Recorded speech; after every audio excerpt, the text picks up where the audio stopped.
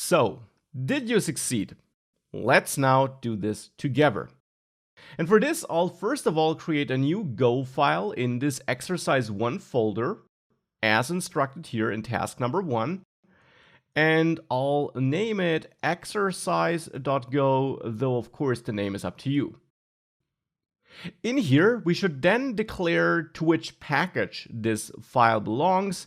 And even though we haven't learned too much about packages yet, we did see before that we do this with this package instruction and then main as a package name. That's the name we typically should use here. Then we can create this main function by using this func keyword and then main like this. And this is the main function that will be executed by Go if we execute this code file. And with that, we already solved task number 1. Now in task number 2, we want to create these two variables, and we should create them in two different ways. So therefore here I'll start with first name, and I'll pick first name as a variable name because that's very descriptive of what's stored in the variable, and it uses this camel case notation. And I'll use this shortcut with $=, to store my name as a string like that in that variable. And then I also want to create a last name variable, but here I want to use a different way of creating it. And hence I'll use var last name, make it clear that this will hold a string, and then assign my last name here like that. And we could also omit the type assignment here if we wanted to, since I immediately assign a value, then Go is also able to infer the type just as it does it here with the shortcut. But of course, there is a slight difference to this syntax because here we also have the var keyword. But still, now we have the last name variable as well. With or without the type, I will re-add the type here. Now that was task number 2. And with that, we can now move on to task number 3 and output the two variable values in the command line and then execute our code file. Now to output something in the command line, we saw before that we need this built-in FMT package. And here in Visual Studio Code, you can therefore just type FMT and hit tab, and this will automatically add this import as well. Of course, you can alternatively also enter this import statement manually. Now on this FMT package, we learned about this println command here, starting with a capital P, which we can execute. And here I want to output my first and my last name. So here I'll output my first name, and then I'll copy that and also output my last name.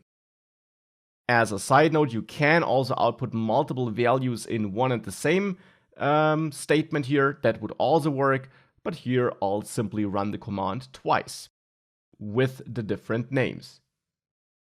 And with that done, we can now run this code file, execute this code file to see whether that works. For that, I'll open my terminal, and this is now by default navigated into the project folder. Now, since the Go file is actually in a subfolder here for me, I will first cd into that subfolder with cd exercise 1. And now that I navigated there, I can again run go run and run exercise.go like that. If I hit enter, indeed I see my two names being output here. So that is now task number 3 solved. In task number 4, we should now add these year variables, and therefore I'll do that as a next step here. And here I have the current year, and again, current year written like that sounds like a fitting name to me, describing what will be stored in the variable and following that naming convention. And at the moment for me, this is 2021.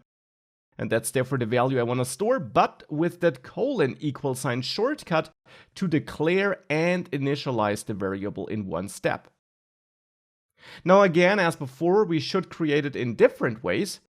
And therefore, I will now also show that third way, which I showed you before, where I first of all declare a variable, let's say birth year, but then I just set the value type and I then assign a value in a separate line. Now for that we need to find out what the value type should be, and since the years here are numbers without decimal places, int sounds like a fitting value type. And now I can assign a value in a separate line and set this to 1989 in my case. Now we create those variables in two different ways, and we also chose the appropriate value type. Now in task number 5, we now want to calculate the age, so the difference between these 2 years. And for that, I'll create a brand new variable because I'm instructed to do so here in task number 5. And age sounds like a good name. I'll use the shortcut, and the value stored here will be the result of a mathematical operation. An operation where I wanna refer to my variables that I created before. Here I wanna use the current year and then subtract the birth year.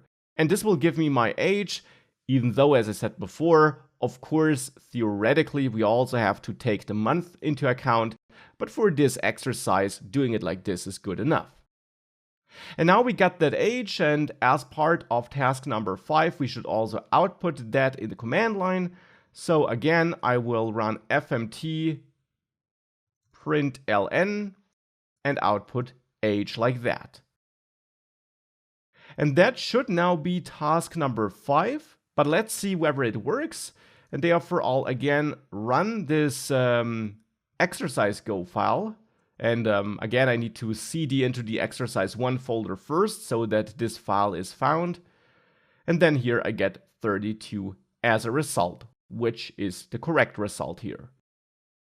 So that's task number 5 solved.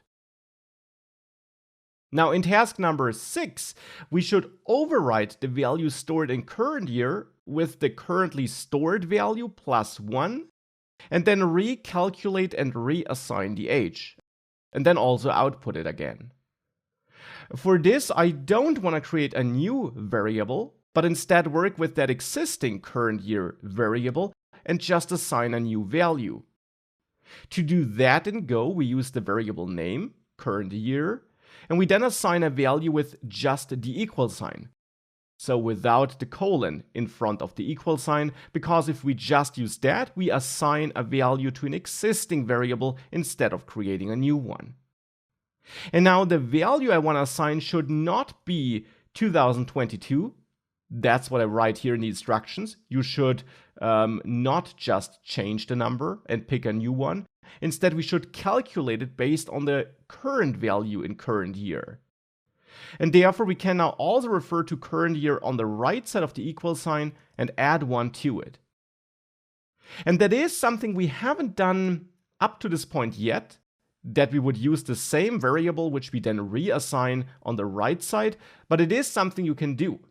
In Go, this right side will be evaluated first. That is actually how basically all programming languages work. And then once that new value was calculated, the current value will be overwritten. So we first use the current value before we then override it with the result of this calculation. And therefore, we can use current year in that calculation to derive a new value for current year. And we can now do the same for age. We can copy this line of code to recalculate the age now that we changed current year.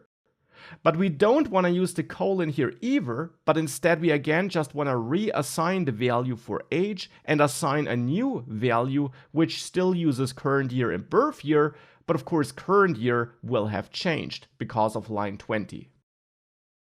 And then we can output the age again, like that.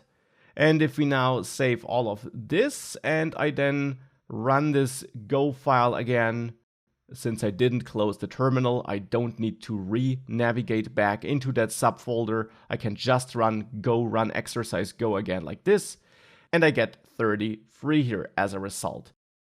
So that is the updated age based on this updated year. And that's now task number 6 solved. And that's the assignment, the exercise as a whole solved. And I hope it's clear what we did here, and I hope all these core concepts here are clear. If they are not, definitely go through some of the previous lectures first before you proceed. But if that is all clear right now, then we're ready to take a deeper dive into Go.